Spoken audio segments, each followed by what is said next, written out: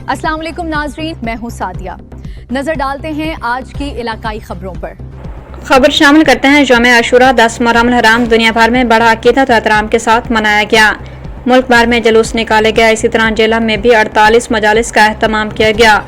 4 बड़े जुलूस बरामद हुए जो कि अहले हदीस में पहुंचकर मरकजी जुलूस की शक्ल इख्तियार कर गए। वहां पर जंजीर जनी की गई। पुलिस डिपार्टमेंट के 1000 से ज्यादा एहलकारों ने बड़े पेशेवराना अंदाज में अपनी ड्यूटी सर अंजाम दी।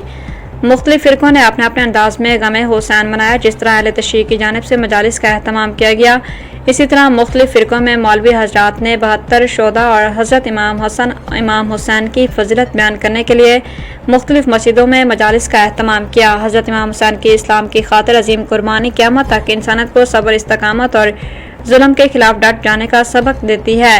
करबला का पैगाम मुसलमानों के लिए एक तारीखी वाक़या ही नहीं बल्कि हर दौर के इंसानों के लिए एक जिंदा दर्स है और सच्चाई, हक और इंसाफ की खातिर कुर्बानी दी जा सकती है, मगर जुल्म के सामने डट जाना ही हकीकी कामयाबी है। सर दे दिया मगर कभी सर को झुकाया नहीं।